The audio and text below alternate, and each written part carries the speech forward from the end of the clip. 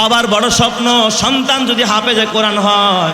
মানুষ তো বিয়া করায়া ছেলের পুত্র বধূরে হেলিকপ্টার দিয়া বাসায় আনে, একজন হাফেজে কোরআনকে তার বাবা মা অনেক টাকা খরচ করে পোলায় হাফেজ হয়েছে, বাবা বড় খুশি হয়েছে।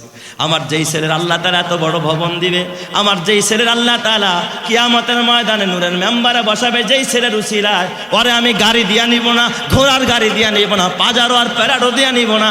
আল্লাহ তাআলার রহমতে যেই ছেলে কোরআনের হাফেজ হয়েছে, কোরআনের হাফেজের বাবা মা হেলিকপ্টার দিয়া তার বাসায় নিচে, দেখছেন কিনা আপনারা সামাজিক যোগাযোগ মাধ্যমে এই খবরটা ভাইরাল। রে আমার বাবা, তোমার হাতে পায়ে ধরে বলা যায় রে বাবা, অবহেলা কইরো না, কোরআনকে ইজ্জত দাও, কোরআনকে মর্যাদা দাও রে আমার বাজান। হাতে পায়ে ধরে বলি, একজন কোরআনের হাফেজ রে আমার বাবা, হেফজ শেষ করার আগে তার মায় তারে বলছে, বাবা রে তুই যদি হাফেজে কোরআন হস, আমার কাছে যা চাবি আমি মা তোরে তাই দিয়া দিব।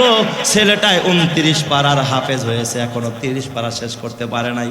29 পারা শেষ করে যখন 30 পারার সবক নিছে, হঠাৎ তার কানে খবর গেছে তার মা ইন্তেকাল করেছে।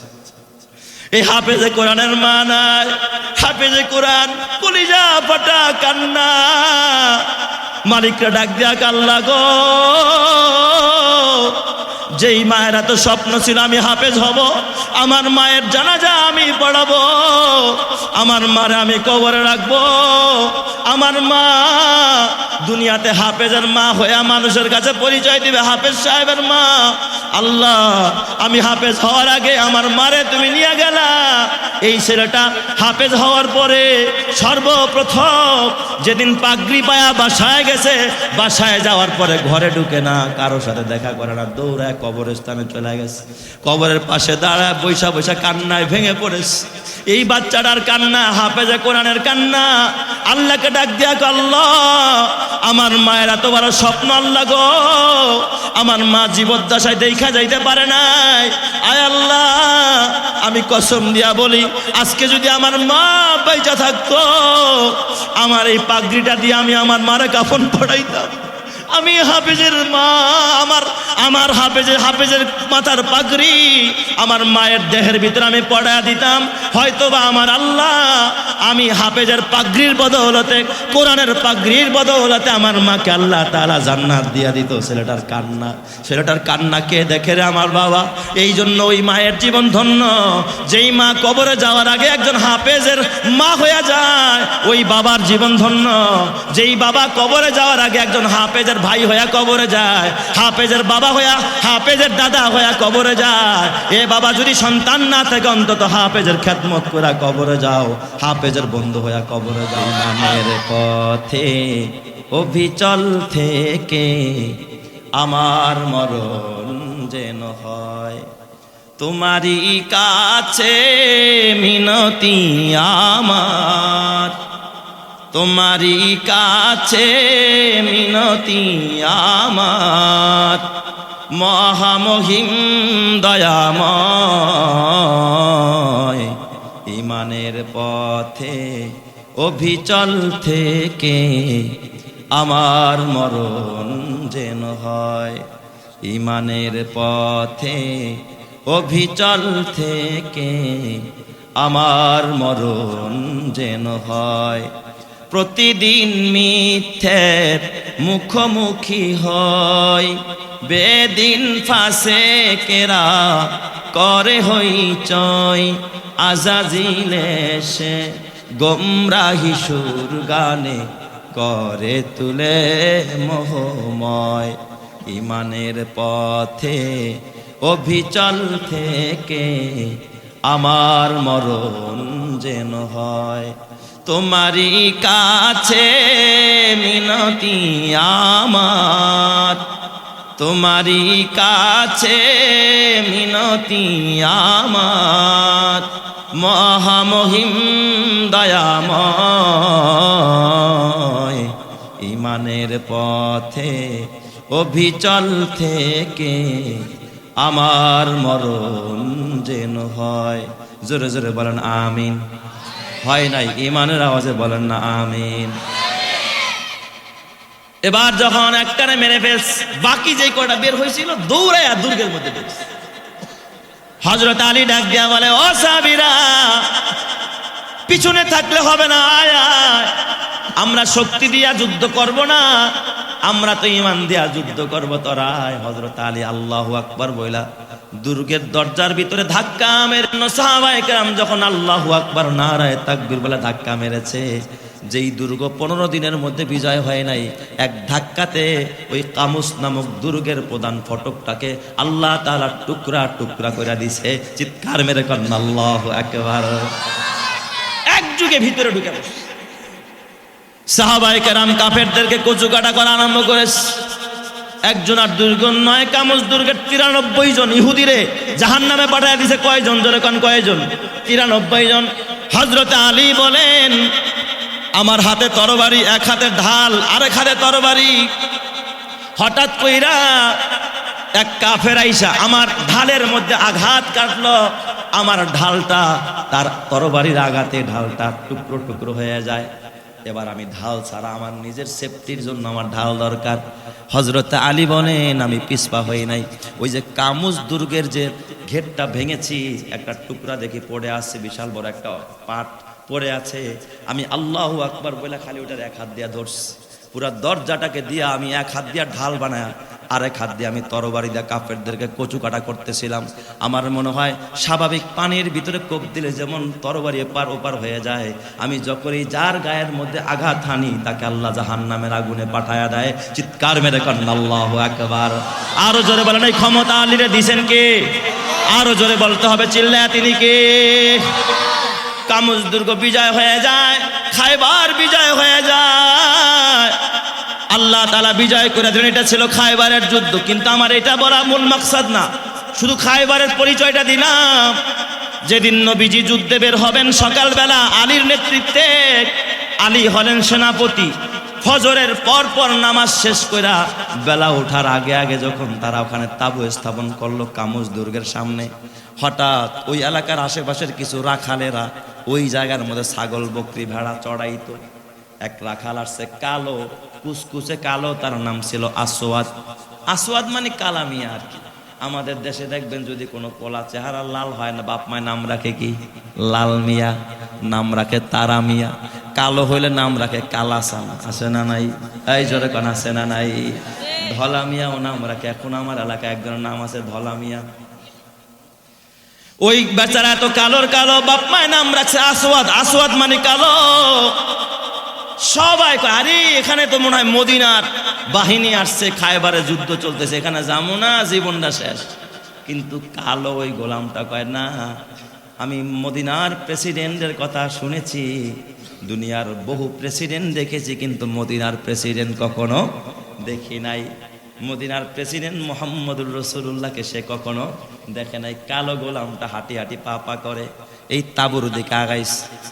তাঁবুর দিকে আগায়া জিজ্ঞাসা করে, ও তাঁবুর লোকেরা, সব তাঁবু দেখা যায় একরকম, কই তোমাদের নেতা কোথায়? তোমাদের টিম প্রধান কোথায়? তোমাদের মদিনার গভর্নর কোথায়? মদিনার প্রেসিডেন্ট কোথায়? ওরা ডাক দিয়া বলে, পাশের এই যে দেখো খেজুর পাতার তাঁবু, সবারটাই খেজুর পাতার, নবীরটাও খেজুর পাতার। এই যুগের যারা লিডার বলেন তো, সবার গাড়ি আর নেতার গাড়ি কি একরকম নাকি? আলাদা আছে না নাই? বসার জায়গা চেয়ারের মধ্যে আলাদা আছে না নাই? ভাব সবে আলাদা, এটা নেতার চেয়ার। কি রে, কর্মীর যেই হালাত নেতারও কি একই হালাত, এটা কেমন নেতা?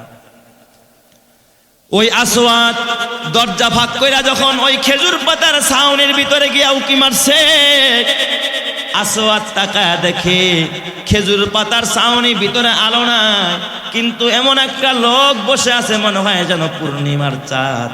আল্লাহ তাআলা এই তাঁবুর মধ্যে উদিত করে দিছে। চিৎকার মেরে করেন আল্লাহু আকবার। আদম কে লিয়ে ফখর ইয়ে আলী নসবি হে, মক্কি মাদানী হাশমি ও মুত্তালিবি হে, পাকিজা তারাশ আরশ সামা জান্নাত ও ফেরদৌস, আরাম গাহে খাকে রসুলে আরবি হে, आए ज़ाहिर बैते नबवी याद रहे ये, बेकायदाया जम्बे से लगबे आदाबी है, आहिस्ता कदम नीचे निगाह पुश्ते सदा हो, आहिस्ता कदम नीचे निगाह पुश्ते सदा हो, काबीदा इहा रूहे रसूले अरबी है बुझ जाए तेरे सीटू से आए अबरे करम आग जो आग मेरे सीनू में मुद्दत से लगी है आए बहरे करम सदका हुसैन इब्ने अली का प्यासा हो मुझे शरबते दीदार पिला दो जोरे जोरे करना अल्लाहु আকবার দেখাই জিজ্ঞাসা করে আপনি কি মদিনার প্রেসিডেন্ট কয় হ্যাঁ হ্যাঁ ওই গোলাম দেখতেছে সাধারণ মানুষ তাহলে তো আল্লাহকে কথা কইতে কোনো ভয় নাই তার কোনো রকমের কোনো শান শওকত নিয়ে এত বসলে একটা ভয় লাগে আতঙ্ক থাকে জিজ্ঞাসা করে আপনার মিশন কি গোলামে জিগায় কারে আমার নবীর আপনার মিশন কি নবীজি আমার ডাক দেয়া আমার মিশন হলো তিনটা এক নম্বরে তাওহীদ দুই নম্বরে রিসালাত তিন নম্বরে হলো আখিরাত লম্বা করে বলার সময় আমার হাতে নাই রে বাবা আমার মিশন তিনটা তাওহীদ মানে এক আল্লাহর প্রতি ডাকা রিসালাত মানে আমি যে রাসূল এই কথা জমিনে প্রতিষ্ঠা করা আর তিন নম্বর হলো আখিরাত মরতে হবে কবর যে আছে কবরে যেতে হবে এই পাশেই তো কবরস্থান তাই না এই কবরে আপনাকে আমাকে একদিন যেতে হবে আজ হোক আর কাল হোক বাঁচা যাবে না থাকা যাবে না আপনার বাবাও গেছে দাদাও গেছে আপনিও যাবেন কথা ঠিক না বেঠিক জোরে কর এই আখিরাত এটা হলো আমার মিশন আচ্ছা আপনার এই মিশন যদি মানি তাহলে আমাদের ফায়দা কি হবে কয় শোনো তাহলে তুমি আমার বন্ধু হয়ে যাইবা এই যে এরা যেমন আমার আশেপাশে বসে রয়েছে তুমি আমার আশেপাশে থাকবা তুমি আমার সাথী হয়ে যাইবা আসওয়াদ কেঁদে ফেলেছে যে গোলাম হওয়াতে মালিক আমারে পাশে বসে খাওয়ায় না মালিক জুতা পায়ে দিয়া চলে আমারে খালি পায়ে হাঁটায় মালিক প্লেটে খানা খায় আমার সামনে প্লেট দেয় না আমারে গাছের পাতায় খাওয়ায় মালিক আর গোলামের মধ্যে পার্থক্য সৃষ্টি করার জন্য আর আপনি বলতেছেন আমি কালিমা পড়লে আপনি যেই ফ্যাসিলিটি পাবেন আমি ওনাকে তাই পাবো তাই তো আমার এটা পড়া দরকার আপনারই মিশন গ্রহণ করা দরকার কয় তাহলে কি দরখাস্ত করতে হবে না কি করতে হবে কি কাজ করলে আপনার এই মিশন গ্রহণ করা যাবে নবী আমার ডাক দেয়া আসওয়াদ রে কিচ্ছু লাগবে না শুধুমাত্র জবান দিয়া বলো কুলু লা ইলাহা ইল্লাল্লাহ তুফলিহুন তুমি শুধু কালিমাটা পড়ো আল্লাহ তোমার সফল বানায়া দিবে চিৎকার মেরে কন্না আল্লাহু আকবার আসওয়াদ তখন কালিমা পড়া বানাইলেন কালিমা পড়ার পর এই কালো সাহাবী ডাক দিয়া কয় নবী গো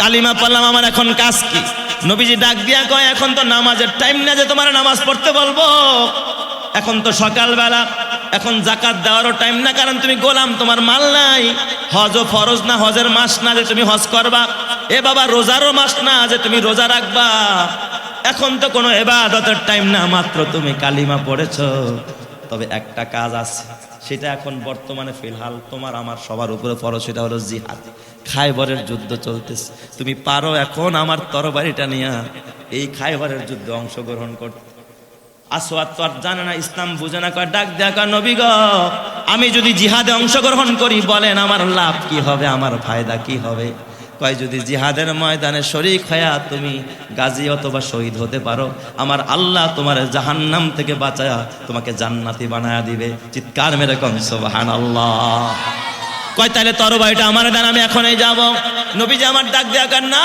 আসওয়াদ না মালিকের হক নষ্ট করা যাবে না তুমি তো ছাগল বকরি নিয়ে মাঠে আসছো এই ছাগল বকরিগুলো হারায় গেলে মালিকের হক নষ্ট হবে আগে যাও তোমার মালিকের ছাগল বকরি ভেড়াগুলো বাসায় পৌঁছায়া দাও তারপরে তুমি জিহাদের ময়দানে আসো আসওয়াদ গিয়া মালিকের বকরি ভেড়াগুলো বাসায় দিয়া আইসা তরবারিটা নিয়ে জিহাদের ময়দানে ঝাঁপায়া পড়ছে নবীজি আমার বলেন জিহাদের পরে যুদ্ধের পরে খায়বারের যুদ্ধ শেষ হয়ে গেল সাহাবীদের লাশগুলো শহীদদের লাশগুলো একত্রিত করলো কিন্তু মুসলমানদের ভাগে দেখে একটা লাশ কেউ চিনে না এই আসওয়াদ যে মুসলমান হয়েছে দুনিয়ার কেউ দেখে নাই শুধু দেখছেন আমার নবী নবী ছাড়া কেউ চিনে না সবাই কয় এটা কাফেরের লাশ কেউ কয় না মুসলমানের লাশ যদি কাফেরের লাশ হয় তাহলে মুসলমানদের দলের মধ্যে কেন হঠাৎ নবী দেখে এই জায়গার মধ্যে ভিড় জমে গেছে বিশ্ব নবী আমার দৌড়া গেলেন ও সাহাবীরা আবু বকর কি হয়েছে আলী কি হয়েছে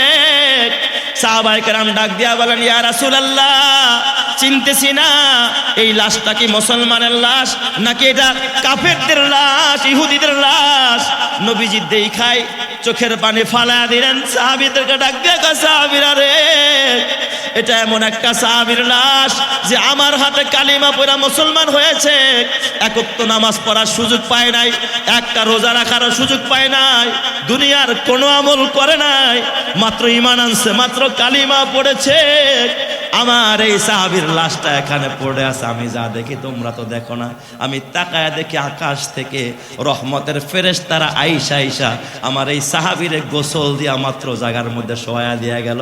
চিৎকার মেরে কান্না আল্লাহু আকবার। এরা তো ফেরেশতারা গোসল দিয়া গেছে, তোমাদের গোসল দেওয়া লাগবে না। এই আসওয়াদ এত কালো ছিল, কই এখন তো চেহারার মধ্যে আলো চমকায়। তার ইমানের কত দাম! নামাজও পড়তে পারলো না, রোজাও রাখতে পারলো না, হজও করতে পারলো না, যাকাতও দিতে পারলো না, শুধু কালিমা পড়ে গেছে আর শহীদ হয়ে গেছে। বলেন তো তারা জান্নাত দিয়া দিছেন কে? আল্লাহ। ওই ইমান যদি তোমার আর আমার ভিতরে থাকে, তোমারে আমারেও জান্নাত দিবেন যিনি, তিনি কে? আল্লাহ। এ আমার বাবা মুমিনের সাথে আছেন একজন, তিনি কে? আরো জোরে বলতে হবে, তিনি কে? আল্লাহ। আরে ইমান শিক্ষা দেওয়া হয় মাদ্রাসায়, আরে ইমান মজবুত হয় এলেম দ্বারা, আরে এলেম আলেম ওলামার কাছে আছে বাবা। এই জন্য, কারণ আলেম ওলামার সিনার মধ্যে খোদার কোরআন। এই জন্য আল্লাহ তাআলা এই কোরআনকেও হেফাজত করেন, এই মাদ্রাসাকেও হেফাজত করেন। এই মসজিদের হেফাজতের জিম্মাদার যিনি, তিনি কে? আল্লাহ। কারণ হলো কোরআনের হেফাজতের জিম্মাদারি নিছে কে? আল্লাহ। এই জন্য যার জ্বলন্ত প্রমাণ রে বাবা, গত রাতে আপনারা জানেন, এই যে বাংলাদেশের ঢাকা শহরের করাইল বস্তিতে একটার দুইটা নয় 1500-র মতো 1500 ঘর বাড়ি পুরা শেষ। কত হাজার? 1500। এ আমার বাবা জাতীয় প্রত্যেকটা পত্রিকার রিপোর্ট দেখেন, খবর দেখেন, করাইল বস্তিতে প্রায় 1500-এর মতো ঘর বাড়ি সব পুরা চায়। কিন্তু মাঝখানে ছিল একটা মসজিদ। ওই মসজিদের মধ্যে আগুন লাগাতো দূরের কথা, মসজিদের ভিতরে একটা জায়নামাজও আগুন লাগে নাই, খোদার কোরআনের গায়ে আগুন লাগে নাই। এত ঘন বসতি, চতুর্দিক দিয়ে আগুন আর আগুন। কেউ তো ওই জায়গায় পানিও ছিটায় নাই, কেউ তো ওই জায়গার ভিতরে ফায়ার সার্ভিসের গাড়িও চিপা গলি ঢুকতে পারে নাই। কিন্তু আল্লাহ তাআলা তার আপন কুদরত দিয়া ওই করাইল বস্তির ভিতরে 1500 পুরা বস্তির ভিতরে ঘর বাড়ি পুরা শেষ। কিন্তু আল্লাহ ওই জায়গার ভিতরে আল্লাহর ঘরকে হেফাজত করেছে, কোরআনকে হেফাজত করেছে, আল্লাহ তাআলা মাদ্রাসাকে হেফাজত করেছে। কসম আল্লাহর, কিয়ামতের কঠিন ময়দানে এই মসজিদ মাদ্রাসার সাথে যাদের সম্পর্ক থাকবে, তাদেরকেও কিয়ামতে হেফাজত করবেন যিনি, তিনি কে? আরো জোরে বলতে হবে, তিনি কে? এই জন্য আমার বাবা, নিজে আলেম হতে পারো নাই, সন্তানরা আলেম বানাইতে পারো নাই, অন্তত এই মসজিদ আর মাদ্রাসা আলেম ওলামার সাথে সম্পর্ক করো। তুমি তখন বুঝবা না, বুঝবা যখন কবরে যাইবা। এই কবরস্থানে বাবা, এই করায়া বাড়ি কবরস্থানের কবরবাসীর আজকে কতটা আনন্দিত, তুমি আর কতটুকু আনন্দিত হয়েছো? কবরবাসী কতটা আনন্দিত, ওরা যদি প্রকাশ করতে পারতো, এলাকাবাসী ঈদের মতো আনন্দ করত। কারণ কি, ওরা জানে এখানে কোরআনের আলোচনা হইতেছে।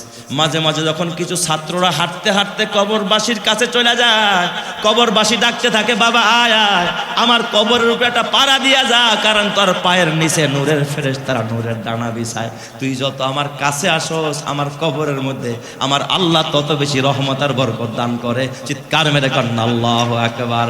আরো জোরে বলেন আল্লাহু আকবার। এই জন্য আমার বাবা হাতে পায়ে ধরে বলে যায়, এই কোরআনওয়ালাকে সম্মান করো, ইজ্জত করো, আল্লাহ তাআলা তোমার সম্মান বাড়ায় দিবে, তোমার ইজ্জত বাড়ায় দিবে রে বাবা। খবরদার, কোরআনওয়ালাকে গালি দিও না, বেইজ্জত কইরো না রে বাবা। গতকালকের ঘটনারে আমার বাবা একজন কোরআনের হাফেজ, বাবার বড় স্বপ্ন সন্তান যদি হাফেজে কোরআন হয়। মানুষ তো বিয়া করায়া ছেলের পুত্র বধূরে হেলিকপ্টার দিয়া বাসায় আনে, একজন হাফেজে কোরআনকে তার বাবা মা অনেক টাকা খরচ করে পোলায় হাফেজ হয়েছে, বাবা বড় খুশি হয়েছে। আমার যেই ছেলের আল্লাহ তাআলা এত বড় ভবন দিবে, আমার যেই ছেলের আল্লাহ তাআলা কিয়ামতের ময়দানে নূরের মেম্বারে বসাবে, যেই ছেলের উসিলায় ওরে আমি গাড়ি দিয়া নিব না, ঘোড়ার গাড়ি দিয়া নিব না, পাজারো আর প্যারাডো দিয়া নিব না। আল্লাহ তাআলার রহমতে যেই ছেলে কোরআনের হাফেজ হয়েছে, কোরআনের হাফেজের বাবা মা হেলিকপ্টার দিয়া তার বাসায় নিচে, দেখছেন কিনা আপনারা? সামাজিক যোগাযোগ মাধ্যমে এই খবরটা ভাইরাল রে আমার বাবা। তোমার হাতে পায়ে ধরে বলা যায় রে বাবা, অবহেলা কইরো না, কোরআনকে ইজ্জত দাও, কোরআনকে মর্যাদা দাও রে আমার বাজান। হাতে পায়ে ধরে বলি, একজন কোরআনের হাফেজ রে আমার বাবা, হেফজ শেষ করার আগে তার মায় তারে বলছে, বাবা রে, তুই যদি হাফেজে কোরআন হস, আমার কাছে যা চাবি আমি মা তোরে তাই দিয়া দিব। ছেলেটায় 29 পারার হাফেজ হয়েছে, এখনো 30 পারা শেষ করতে পারে নাই। 29 পারা শেষ করে যখন 30 পারার সবক নিছে, হঠাৎ তার কানে খবর গেছে তার মা ইন্তেকাল করেছে। এই হাফেজে কোরআনের মা নাই, হাফেজে কোরআন, কলিজা ফাটা কান্না। মালিকরা ডাক দিয়া, আল্লাহ গো,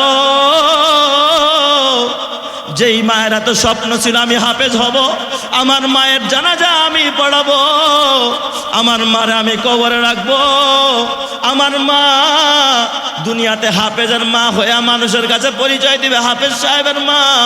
আল্লাহ, আমি হাফেজ হওয়ার আগে আমার মারে তুমি নিয়ে গেলা। এই ছেলেটা হাফেজ হওয়ার পরে সর্বপ্রথম যেদিন পাগড়ি পায়া বাসায় গেছে, বাসায় যাওয়ার পরে ঘরে ঢুকে না, কারোর সাথে দেখা করে না, দৌড়ায় কবরস্থানে চলে গেছে। কবরের পাশে দাঁড়ায় বৈশা বৈশা কান্নায় ভেঙে পড়েছে। এই বাচ্চাটার কান্না, হাফেজে কোরআনের কান্না। আল্লাহকে ডাক দিয়া, আল্লাহ, আমার মায়ের এত বড় স্বপ্ন, আল্লাহ গো, আমার মা জীবদ্দশায় দেখা যাইতে পারে নাই। আয় আল্লাহ, আমি কসম দিয়া বলি, আজকে যদি আমার মা বেঁচে থাকতো, আমার এই পাগড়িটা দিয়ে আমি আমার মারে কাফন পড়াইতাম। আমি হাফেজের মা, আমার হাফেজের মাথার পাগড়ি আমার মায়ের দেহের ভিতরে আমি পড়া দিতাম। হয়তোবা আমার আল্লাহ, আমি হাফেজের পাগড়ির বদৌলতে, কোরআনের পাগড়ির বদৌলতে আমার মাকে আল্লাহ তাআলা জান্নাত দিয়া দিত। ছেলেটার কান্না কে দেখে রে আমার বাবা? এই জন্য ওই মায়ের জীবন ধন্য। যেই মা কবরে যাওয়ার আগে একজন হাফেজের মা হয়ে যায়, ওই বাবার জীবন ধন্য। যেই বাবা কবরে যাওয়ার আগে একজন হাফেজের ভাই হইয়া কবরে যায়, হাফেজের বাবা হইয়া, হাফেজের দাদা হইয়া কবরে যায়।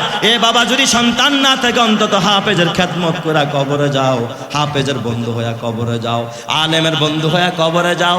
এ বাবা, তুমি আজকে ভাবতেছো গাড়ি তোমার, বাড়ি তোমার, সম্পদ তোমার, ঘর তোমার, ফ্ল্যাট তোমার, ময়রা দেখো, কিচ্ছু তোমার সাথে যাবে না। এই চোখ বন্ধ করে দেখো, দুনিয়াটা তোমার কাছে অন্ধকার, কথা ঠিক কিনা? এই দুনিয়াতে তুমি যতই করো আমার চোখ বুঝেই দেখো, লাগবে তোমার শুধু যে আধার।